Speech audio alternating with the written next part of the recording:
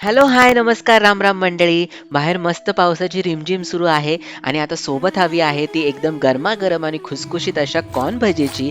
चला तर मग वेळ न घालवता प्रत्येक वेळी परफेक्ट होणारी, बाहेरून कुरकुरीत आणि आतून मऊ अशी कॉर्न भजी बनवूयात. कॉर्न भजीसाठी सगळ्यात आधी आपण स्वीट कॉर्न जे आहेत ते मिक्सरला वाटून घेणार आहोत. त्यासाठी एका मिक्सरच्या भांड्यामध्ये आपण घेऊयात स्वीट कॉर्न. इथे आपण कच्चेच स्वीट कॉर्न घेतलेले आहेत, आपण ते उकडून घेतलेले नाहीयेत. तर 1.5 कप स्वीट कॉर्न आपण इथे भजीसाठी घेणार आहोत. तर तुम्ही बघू शकता आपल्याला खूप बारीक असं हे वाटायचं नाहीये, थोडंसं आबडधोबडच हे स्वीट कॉर्न आपल्याला वाटून घ्यायचे आहेत. आता आपण स्वीट कॉर्न वाटून घेतलेले आहेत. हे 1.5 कप स्वीट कॉर्न आपण घेतले होते, त्यामधले आपण 2 ते 3 चमचे स्वीट कॉर्न बाजूला ठेवलेले आहेत, जे आपण पीठ मिक्स करताना वापरणार आहोत. आता 1.5 कप स्वीट कॉर्नसाठी आपण इथे घेतलेला आहे 1.5 कप बेसन. त्यानंतर आता आपल्याला याच्यामध्ये घालायचं आहे 2 चमचे तांदळाचं पीठ. त्यानंतर आपण यामध्ये घालणार आहोत एक कांदा. एक मध्यम आकाराचा कांदा आपण बारीक चिरून घेतलेला आहे, तो आता आपण या पिठामध्ये घालूयात. त्यानंतर आपल्याला यामध्ये घालायचा आहे एक सिक्रेट मसाला, ज्याने या भजीची चव जी आहे ती एकदम भारी अशी येणार आहे. तर इथं या मसाल्यासाठी आपण घेतलेले आहे 1.5 चमचे धने, 1 चमचा जिरं आणि अर्धा चमचा ओवा आपण भाजून यांची आपण छान अशी पूड करून घेतली आहे. आता ती पूड घातल्यानंतर आपल्याला घालायचं आहे 1 चमचा लाल तिखट. त्यानंतर आपण घालूयात 1 छोटा चमचा हळद. आता यानंतर आपल्याला घालायचं आहे हिंग. तर इथे आता आपण थोडंसं हिंग घालणार आहोत आणि हिंग घातल्यानंतर आता आपल्याला यामध्ये घालायचं आहे हिरवी मिरची आणि आल्याची पेस्ट. तर इथे साधारण आपण 6 ते 7 हिरव्या मिरच्या घेतलेल्या आहेत, त्यामध्ये अर्धा इंच आलं. हे सगळं मिक्सरला बारीक याची पेस्ट करून घेतली होती. त्यानंतर आपण घालूयात भरपूर अशी कोथिंबीर. त्यानंतर आपण घालायचं आहे 2 ते 3 चमचे जे आपण स्वीट कॉर्न तसेच ठेवले होते, वाटले नव्हते, ते स्वीट कॉर्न आता आपण याच्यामध्ये घालूयात आणि आता आपल्याला घालायचं आहे चवीनुसार मीठ. आता आपल्याला हे सगळं मिश्रण हाताने व्यवस्थित असं मिक्स करून घ्यायचं आहे, म्हणजे या सगळ्या मसाल्यांचा स्वाद आपल्या भजीला खूप छान येईल.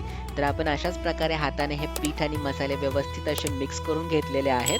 आता आपल्याला यामध्ये घालायचं आहे गरम तेलाचं मोहन. साधारण इथे आपण 2 ते 3 चमचे तेल व्यवस्थित असं गरम करून घेतलेलं आहे, ते आपण या पिठामध्ये घातलेलं आहे. म्हणजे आपली जी कॉर्न भजी आहे ती बाहेरून एकदम कुरकुरीत होईल आणि आतमधून छान अशी मऊ राहणार आहे. आता तेल गरम असल्यामुळे सुरुवातीला आपण हे पीठ जे आहे ते चमच्याने मिक्स करून घेतलंय. त्यानंतर आता आपण हाताने पुन्हा एकदा याला छान असं मिक्स करून घेणार आहोत आणि त्यानंतर आता आपल्याला या भजीच्या पिठामध्ये घालायचं आहे गरजेप्रमाणे पाणी. इथे लक्षात ठेवायचं खूप जास्त पातळ किंवा खूप जास्त घट्ट आपल्याला हे पीठ ठेवायचं नाहीये. आपल्याला भजी सोडता येतील तेलामध्ये, अशाच प्रकारे आपण हे पीठ तयार करणार आहोत. तर अशाच खमंग आणि कुरकुरीत रेसिपीज बघायला तुम्हाला आवडत असतील तर आपल्या यूट्यूब चॅनेल द फ्लेवर मराठीला सबस्क्राईब करायला विसरू नका. आणि तुम्हाला जर आपले व्हिडिओज आवडत असतील तर लाईक, शेअर आणि कमेंट नक्की करा, कारण यामुळेच आपले व्हिडिओज इतरांपर्यंत पोहोचायला मदत होते. आता तुम्ही बघू शकता व्यवस्थित असं आपलं स्वीट कॉर्न भजीचं पीठ तयार झालेलं आहे. यामध्ये आपण घालणार आहोत 1 छोटा चमचा खाण्याचा सोडा. लक्षात ठेवायचं ज्यावेळी तुम्हाला भजी करायची आहे त्याच्या 15 मिनिटं आधीच आपण हा खाण्याचा सोडा यामध्ये घालणार आहोत. आधीच आपल्याला खाण्याचा सोडा भजीच्या पिठामध्ये घालायचा नाही. आता कॉर्न भजी तळण्यासाठी आपण एका कढईमध्ये तेल गरम करायला ठेवलं होतं. तेल व्यवस्थित गरम झालेलं आहे. आता आपण हाताने या तेलामध्ये काळजीपूर्वक भजी सोडूयात आणि त्यानंतर मध्यम आचेवरती आपल्याला ही सगळी भजी तळून घ्यायची आहे. भजी तेलात सोडल्यानंतर लगेच याला हलवायचं नाहीये. 1 ते 2 मिनिटं ती छान आपण सेट होऊ देणार आहोत आणि त्यानंतर हलक्या हाताने आपल्याला ही भजी पलटी करून घ्यायची. त्यामुळे काय होतं, भजी तुटत नाहीत आणि एकदम खुसखुशीत होतात. आता बघा ना किती सुंदर सोनेरी रंग आपल्या भजीला आलेला आहे.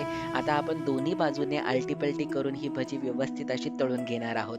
खरंच पाऊस, गरम चहा आणि अशा गरमागरम कॉर्न भजी यापेक्षा भारी दुसरं कुठलं कॉम्बिनेशन असूच शकत नाही.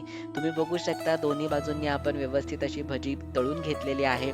खूप जास्त गडद रंग येईपर्यंत आपल्याला ही भजी तळायची नाहीये, नाहीतर त्यामुळे जो स्वीट कॉर्नचा जो स्वीटनेस आहे तो कमी होतो. आता आपण ही भजी काढून घेणार आहोत आणि लगेचच गरमागरम सर्व करणार आहोत. तर तुम्हाला आजची ही रेसिपी कशी वाटली हे आम्हाला कमेंट करून नक्की सांगा आणि अजून कोणत्या रेसिपीज तुम्हाला बघायला आवडतील हे आम्हाला नक्की कळवा. धन्यवाद.